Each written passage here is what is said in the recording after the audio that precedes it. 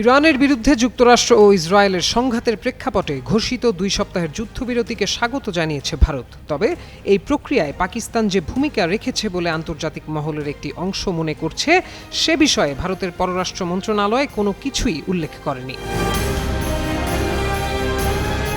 ভারতের পররাষ্ট্র মন্ত্রণালয়ের বিবৃতিতে বলা হয়েছে, তারা যুদ্ধবিরতিকে ইতিবাচক হিসেবে দেখছে এবং আশা করছে এটি পশ্চিম এশিয়ায় স্থায়ী শান্তি প্রতিষ্ঠায় সহায়ক হবে। পাশাপাশি যুদ্ধের ধ্বংসাত্মক প্রভাব, বিশেষ করে বৈশ্বিক তেল সরবরাহ ও বাণিজ্যে বিঘ্নের কথাও উল্লেখ করা হয়েছে। হরমুজ প্রণালী দিয়ে জাহাজ চলাচল স্বাভাবিক হওয়ার প্রত্যাশাও জানানো হয় বিবৃতিতে।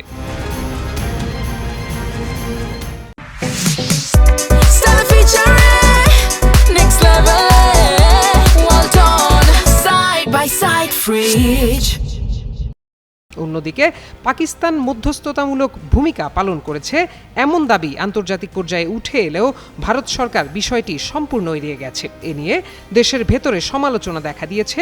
বিরোধী রাজনৈতিক দলগুলো এটিকে ভারতের কূটনৈতিক ব্যর্থতা হিসেবে আখ্যা দিচ্ছে।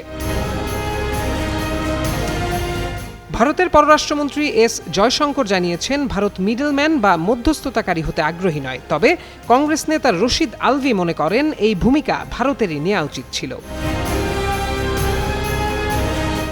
সাবেক পররাষ্ট্র সচিব নিরুপমা মেনন রাও বলেন, পাকিস্তান সরাসরি মধ্যস্থতাকারী না হলেও একটি অনুঘটক হিসেবে কাজ করেছে, যার মাধ্যমে বার্তা আদান-প্রদান সহজ হয়েছে।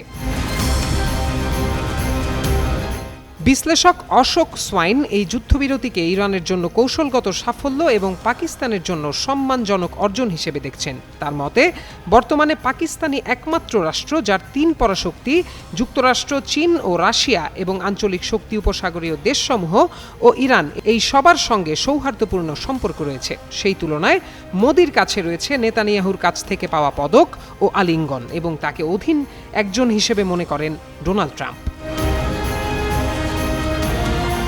সামগ্রিকভাবে এই ঘটনাটি দক্ষিণ এশিয়ার কূটনৈতিক ভারসাম্য, ভারতের অবস্থান এবং পাকিস্তানের আন্তর্জাতিক ভূমিকা নিয়ে নতুন করে বিতর্ক সৃষ্টি করেছে।